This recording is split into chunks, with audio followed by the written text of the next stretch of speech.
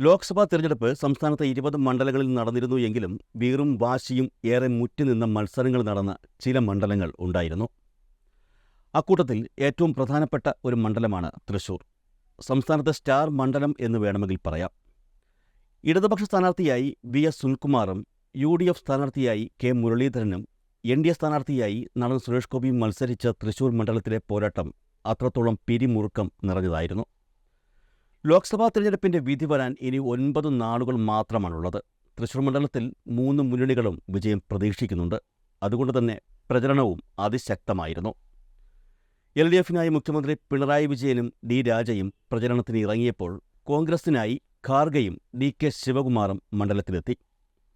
ബി.ജെ.പിക്കായി സാക്ഷാൽ നരേന്ദ്രമോദിയും പ്രചരണത്തിന് തൃശൂരിൽ എത്തിയിരുന്നു. 3 മുന്നണികളും അത്രത്തോളം പ്രാധാന്യമാണ് തൃശൂരിന് കൽപ്പിക്കുന്നത് എന്നുള്ളത് ഇതിലൂടെ വ്യക്തമാവുകയാണ്.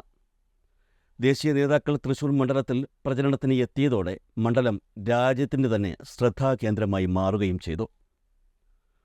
9 ദിവസം കഴിഞ്ഞ് തൃശൂരിൽ വിധി വരുമ്പോൾ ചിരിക്കുന്നത് ആരായിരിക്കും? ഈ ചോദ്യത്തിന് പിറകെയാണ് കേരളം മുഴുവൻ. തുല്യ ശക്തികളുടെ പോരാട്ടമായിരുന്നു തൃശൂരിൽ നടന്നത് എന്നുള്ളത് യാഥാർത്ഥ്യം. ഇലക്ഷൻ കഴിഞ്ഞെങ്കിലും വോട്ടെടുപ്പിന് ശേഷമുള്ള അവകാശവാദങ്ങളിലും മുന്നണികൾ തമ്മിലുള്ള പോര് നടക്കുകയാണ്.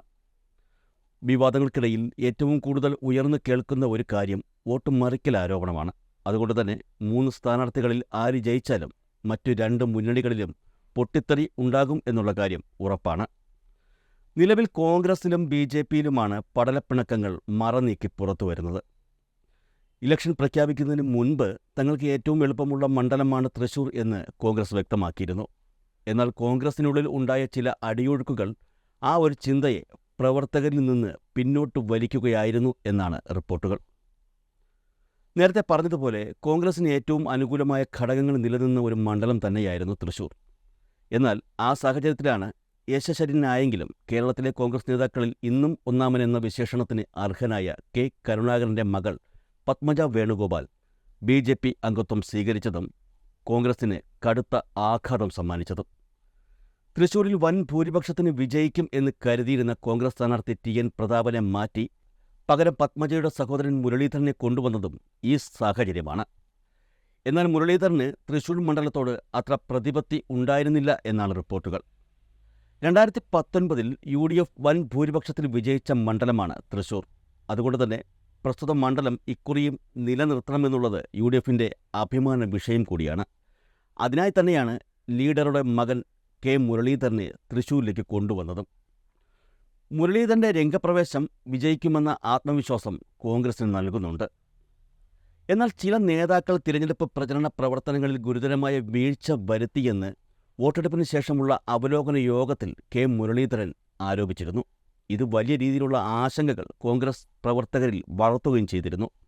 എന്നാൽ ആശങ്കകൾക്കിടയിലും വിജയിച്ചു കയറുമെന്ന പ്രതീക്ഷയിൽ തന്നെയാണ് യു.ഡി.എഫ്.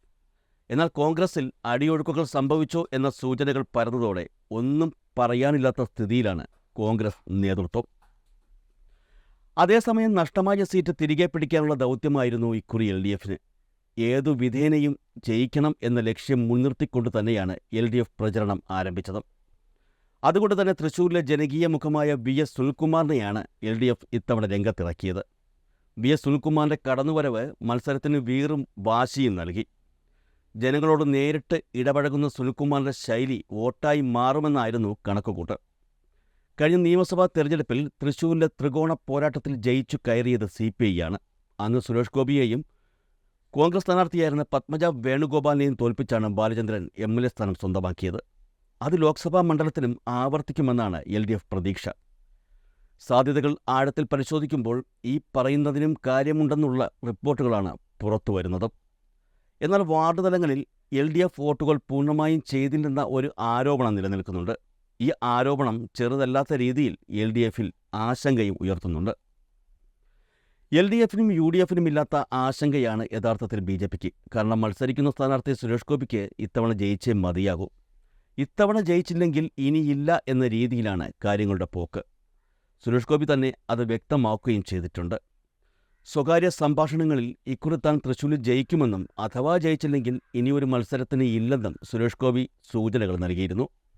അതുകൊണ്ട് തന്നെ ഇക്കുറി ജയിച്ചില്ലെങ്കിൽ ഇനിയില്ല എന്ന ലക്ഷ്യം മുൻനിർത്തിയാണ് BJPയും NDAയും മത്സരത്തിനിറങ്ങിയത്. ലോക്സഭാ തെരഞ്ഞെടുപ്പിൽ കേരളത്തിലെ ആദ്യത്തെ താമര തൃശ്ശൂരിൽ വിരിയുമെന്നാണ് BJP പ്രവർത്തകർ പറയുന്നത്. ഇത്തവണ മണ്ഡലത്തിൽ ത്രികോണ മത്സരമാണ് നടക്കുന്നതെന്നും അതുകൊണ്ട് തന്നെ BJP കഴിഞ്ഞ തവണ നേടിയതിനേക്കാൾ 1.5 ലക്ഷത്തിലേറെ വോട്ടുകൾ നേടാനായാൽ വിജയിക്കുമെന്നുമാണ് NDAയുടെ വിലയിരുത്തൽ.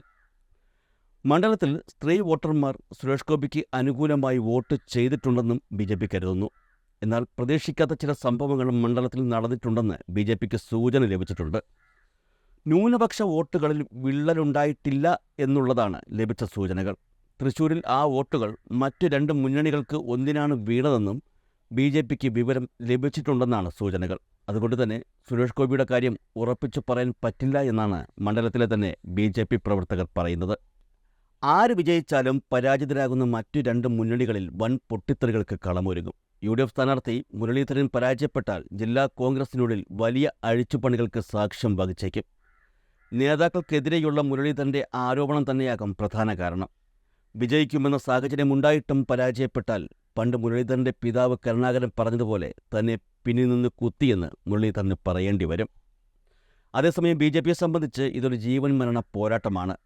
മണിപ്പൂർ പോലുള്ള വിഷയത്തെ ലഘൂകരിക്കാൻ BJP നേതാക്കൾ പരമാവധി ശ്രമിച്ചിരുന്നു എങ്കിലും മണ്ഡലത്തിലെ ക്രിസ്ത്യൻ വോട്ടുകൾ കണ്ണുമടച്ച് BJPക്ക് വീഴില്ല എന്ന വസ്തുത BJP പ്രവർത്തകർ അംഗീകരിക്കുന്നുണ്ട്. ഇലക്ഷന് മുൻപ് ക്രിസ്ത്യൻ പള്ളിയിൽ സന്ദർശനം നടത്തിയ സുരേഷ് ഗോപിയോട് പള്ളിയിലെ പുരോഹിതൻ മണിപ്പൂർ വിഷയം പറഞ്ഞ് വിമർശനത്തോടെ സംസാരിച്ചതും ക്രൈസ്തവരുടെ ഇടയിൽ ചർച്ചയായിരുന്നു. മോദിയുടെ സന്ദർശനവും സുരേഷ് ഗോപിയുടെ വ്യക്തിപ്രഭാവവുമാണ് BJP വോട്ടാകും എന്ന് പ്രതീക്ഷിക്കുന്നത്. എന്നാൽ ഇക്കാര്യത്തിൽ അമിത പ്രതീക്ഷ വേണ്ടതു തന്നെയാണ് BJP പ്രവർത്തകരും പറയുന്നത്. മാത്രമല്ല ചില BJP നേതാക്കൾ തന്നെ സുരേഷ് ഗോപി ഉൾപ്പെടെയുള്ള 4 സ്ഥാനാർത്ഥികളെ തോൽപ്പിക്കാൻ ശ്രമിച്ചു എന്ന ആരോപണം നേരത്തെ ഉയർന്നിരുന്നു. BJPയുടെ തെരഞ്ഞെടുപ്പ് അവലോകന യോഗത്തിൽ ഈ ആരോപണം ഉയർന്നതോടെ മണ്ഡലത്തിൽ BJP വിജയിക്കുമെന്ന വിശ്വാസത്തിനു മേൽ കരുനിഴൽ വീഴുകയായിരുന്നു.